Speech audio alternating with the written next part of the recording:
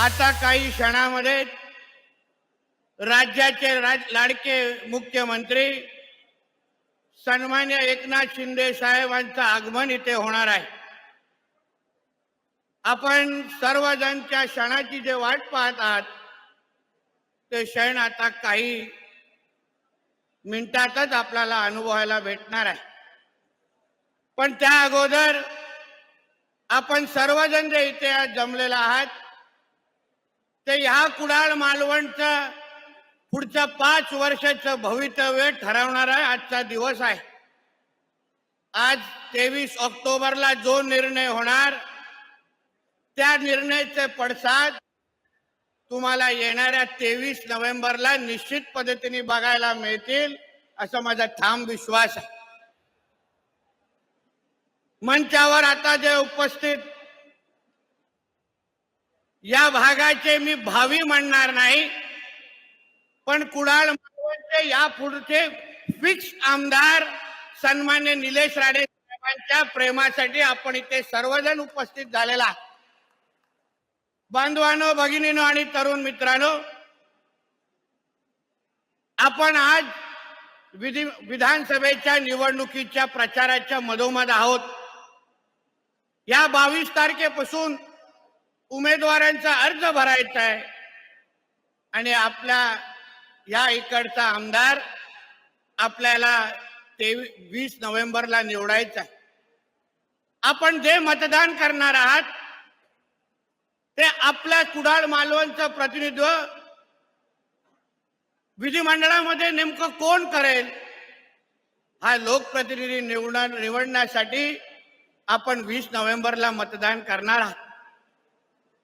म्हणून आपल्या सगळ्यांसाठी पुढचे येणारे 27 दिवस हे आपल्यासाठी फार महत्वाचे आहे। कारण का जे 20 नोव्हेंबरला आपण मतदान करणार आहात ती संधी परत आपल्याला 2029लाच भेटणार आहे। म्हणून आपल्या सगळ्या जणांना विचार करायला लागेल की पुढची 5 वर्ष या विधानसभेचं नेतृत्व नेमकं कोण करणार हे आपल्या सगळ्या जणांना ठरवायचं आहे। आणि आपण ह्या गोष्टी ठरवत असताना गेली 10 वर्षाचा अनुभव आपण आपल्या नजरेसमोर ठेवा। आपण 10 वर्ष मतदार म्हणून, ग्रामस्थ म्हणून, या भागाचे जे लोकप्रतिनिधी आमदार म्हणून आपण जे 2014 आणि 19ला निवडून दिले त्यांनी आपल्या सगळ्यांच्या आयुष्यामध्ये काय परिवर्तन आणलं, विधानसभेमध्ये आपले प्रश्न कसे मांडले, या 10 वर्षामध्ये या भागाचे जे आमदार म्हणून आपण ज्यांना निवडून दिलं ते 10 वर्षामध्ये 8 वर्ष सत्ताधारी आमदार म्हणून वावरले होते।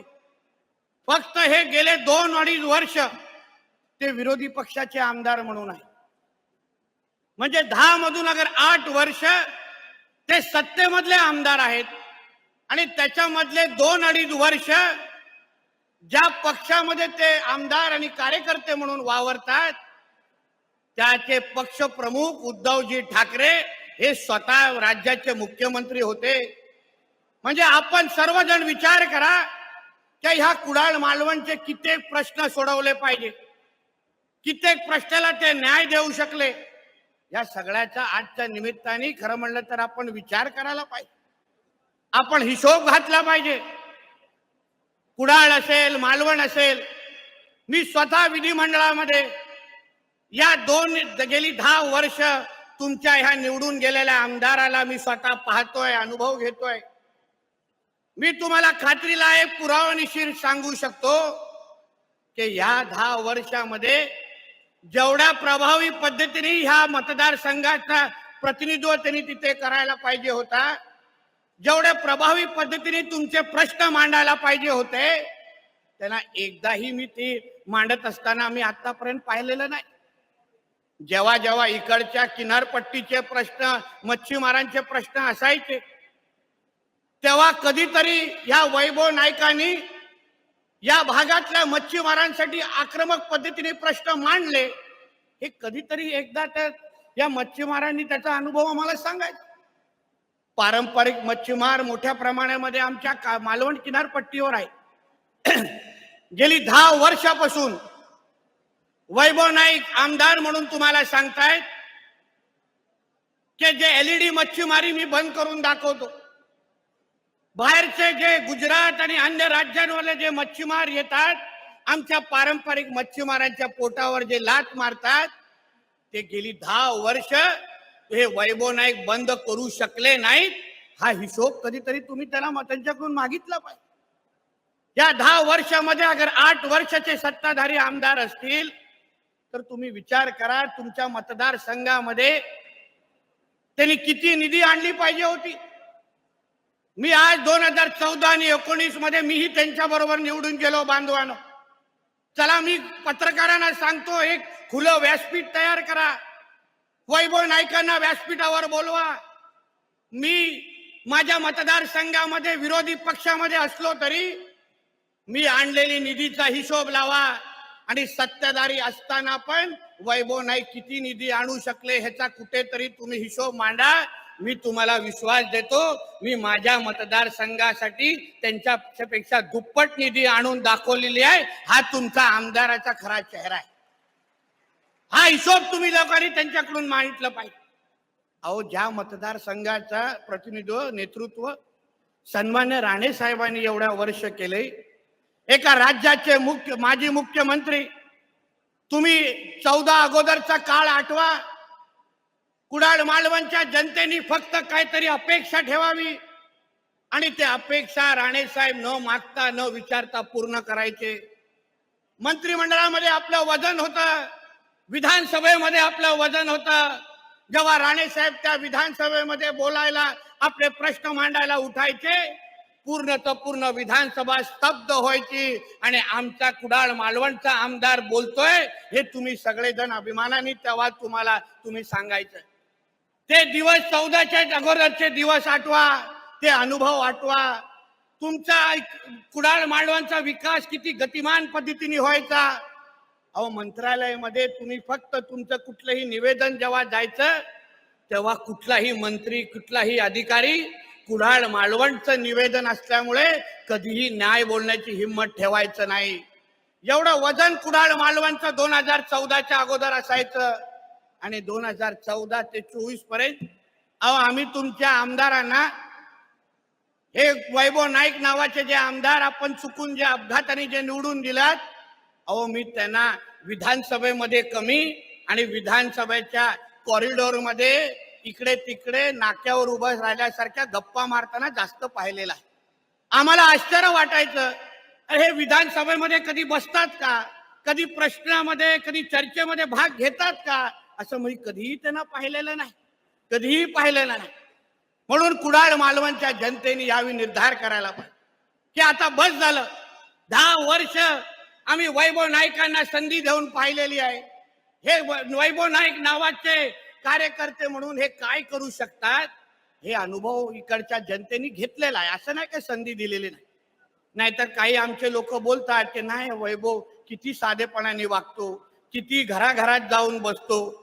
नुसतं साधेपणाने वागून आपल्या पोटाचा आणि मतदारसंघाचा विकास होत नाही.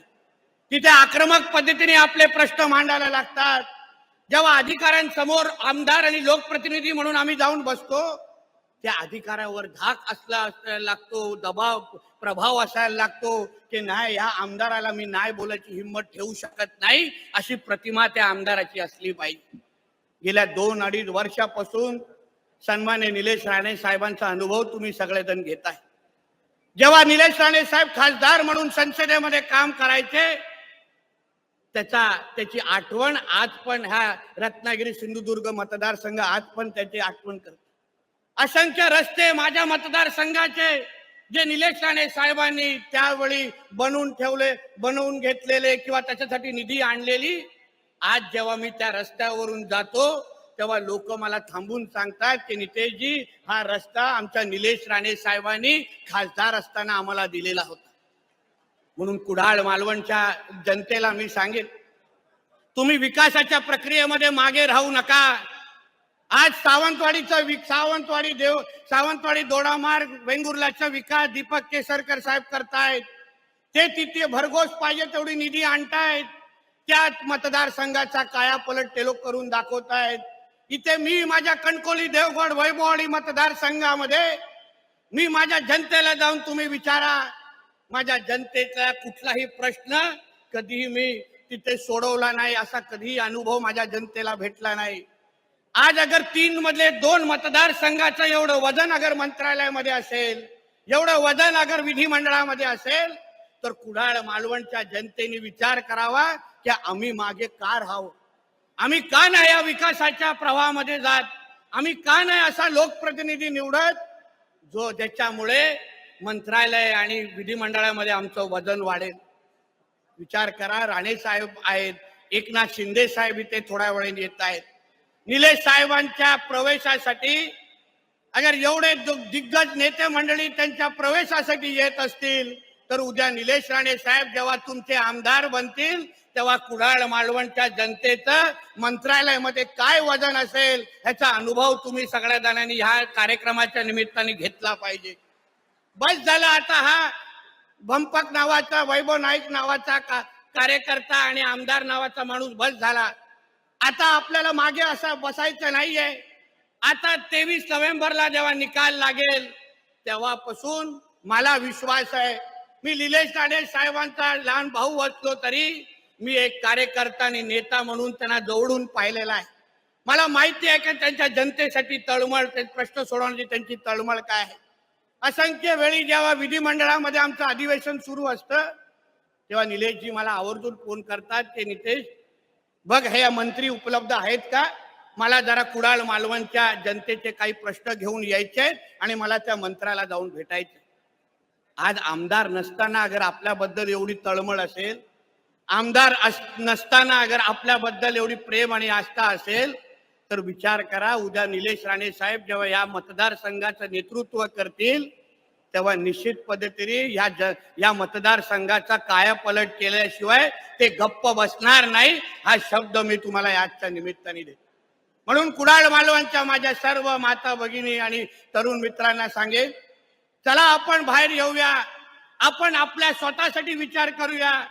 आपण 10 वर्ष जे आपण या विकासाच्या प्रवाहामध्ये मागे राहिलोय, आता आपण एकच निर्धार करायचं की आपण या विकासाच्या प्रक्रियेमध्ये आम्ही जसा देवगड मतदारसंघ आणि सावंतवाडी मतदारसंघ पुढे जातोय त्याच्यापेक्षाही पुढे आपल्याला मालवण कुडाळ मतदारसंघ घेऊन जायचा असेल तर त्याचा एकच पर्याय आहे की आदरणीय निलेश राणे साहेबांना या मतदारसंघाचं नेतृत्व द्यायचं आणि आपला विकास करून घ्यायचा. हा निर्धार तुम्ही सगळ्या जणांनी आजच्या निमित्ताने करायला पाहिजे.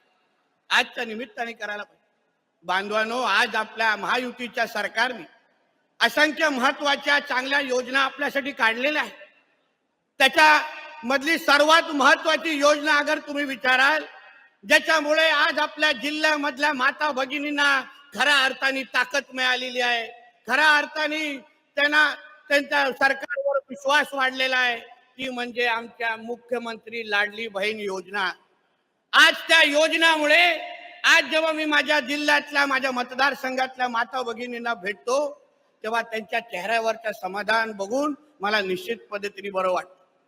ते मला हक्काने, मी माझ्या जेव्हा गाव भेटी करतोय ते मला हक्काने मला सांगतायत की नितेशजी, आम्ही तुमच्या माध्यमातून आम्हाला आदरणीय एकनाथ शिंदे साहेब असतील, आमचे आदरणीय देवेंद्रजी असतील, आमचे अजित दादा आणि ह्या सरकारना आम्हाला मनापासून आमचे आभार त्यांच्यापर्यंत पोहोचवा की आज या महायुतीच्या सरकारमुळे आज आमची ही येणारी दिवाळी निश्चित पद्धतीने गोड होईल असा विश्वास आणि आभार मानण्याचं काम आज इकडच्या जिल्ह्याच्या माता भगिनी करताय. मी इकडे उपस्थित असलेल्या सगळ्या माता भगिनींना सांगेन की तुम्ही बघा, आज तुमच्या लाडक्या भावानी तुमच्यासाठी एवढी गोड अशी भेट तुमच्यासाठी आणलेली आहे. आज 5 हप्ते या सरकारच्या माध्यमातून तुमच्या अकाउंट पर्यंत पोहोचलेले आहेत. 7,500 प्रत्येक लाभार्थींच्या अकाउंट मध्ये गेलेला आहे. म्हणजे नोव्हेंबरचा हप्ता तुम्हाला ऑक्टोबर मध्ये मिळालेला आहे आणि आता आपण डिसेंबरची वाट पाहायची. म्हणून डिसेंबर पासून तुम्हाला अगर हप्ता आपला चालू ठेवायचा असेल तर त्याचा एकच पर्याय आहे, येणाऱ्या 20 नोव्हेंबरला आदरणीय निलेश राणे साहेबांच्या नावाच्या समोर बटन दाबा आणि तुमची ही मुख्यमंत्री लाडली बहीण योजना सुरू ठेवा, एवढं आवाहन मी आजच्या इकडच्या माता भगिनींना आवर्जून करीन. फक्त छोटंसंच काम आहे, मोठं काम करायचं नाहीये. मशीनवर जायचं, निळं बटन दाबायचंय आणि लगेच आपल्या अकाउंटमध्ये डिसेंबर पासून 1500 रुपये टाकून घ्यायचंय. एवढा सरळ सोपा कार्यक्रम आहे, एवढं काय डोकं लावण्याचं काम नाहीये. पण आम्ही ह्या बाजूला अगर आम्ही तुमची दिवाळी गोड करत असू तर आमचे विरोधक आणि हे महाविकास आघाडी आणि हे वैभव नाईकाचे पक्षाचे लोक काय करतायत? तुमची दिवाळी अंधारात टाकण्याचा प्रयत्न करतायत. मी इथे उपस्थित असलेल्या पत्रकार मित्रांना सांगेन, आवर्जून इथे ह्या निमित्ताने या वर्षी झालेल्या शिवाजी पार्क मध्ये जेव्हा उद्धव ठाकरे उभे राहिले, पक्ष प्रमुख उद्धव ठाकरे उभे राहिले, त्यांनी जे भाषण केलं ते कुडाळ मालवणच्या माझ्या सगळ्या माता भगिनींनी आवर्जून पाहिलं पाहिजे. उद्धव ठाकरे त्या मेळाव्यामध्ये म्हणतात की आमचं महाविकास आघाडीचं सरकार अगर आलं, चुकून आलंच, आमचं ठाकरे सरकार अगर चुकून आलंच तर पहिल्या 11 दिवसामध्ये आम्ही हे मुख्यमंत्री लाडली योजना सारख्या सगळ्या योजना आम्ही बंद करून टाकू, हे स्वतः उद्धव ठाकरेंनी त्या मेळाव्यामध्ये म्हटलेलं आहे. असंख्य त्यांचे नाना पटोले असतील, त्यांचे सुनील केदार सारखे काँग्रेसचे नेते मंडळी पण आपली ही योजना बंद करण्याच्या मागावर आहे. म्हणून जेव्हा वैभव नाईक तुमच्या खळ्यामध्ये येतील, तुमच्या घरापर्यंत येतील, तेव्हा आमच्या माता भगिनींनी त्यांना प्रश्न विचारले पाहिजे. अहो, एका बाजूला आमचे लाडके भाऊ आमची दिवाळी गोड करू पाहतायत आणि तुम्ही तुमच्या उद्धव ठाकरेंमुळे, तुमच्या पक्षामुळे आमची दिवाळी अगर अंधारात येत असेल, जात असेल तर आम्ही तुम्हाला मतदान का करावं, हा प्रश्न आमच्या माता भगिनींनी त्यांना आवर्जून विचारलं पाहिजे.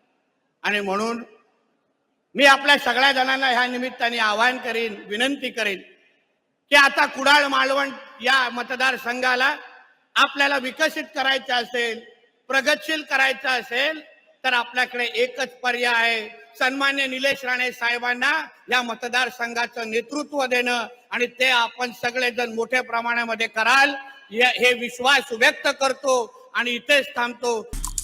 आमचे दिवसभरातले सर्व अपडेट्स, ताज्या घडामोडी आणि थेट लाईव्ह पाहण्यासाठी सबस्क्राईब करा, लाईक करा कोकणचं नंबर 1 महा चॅनल कोकण 7 लाईव्हचं YouTube चॅनल.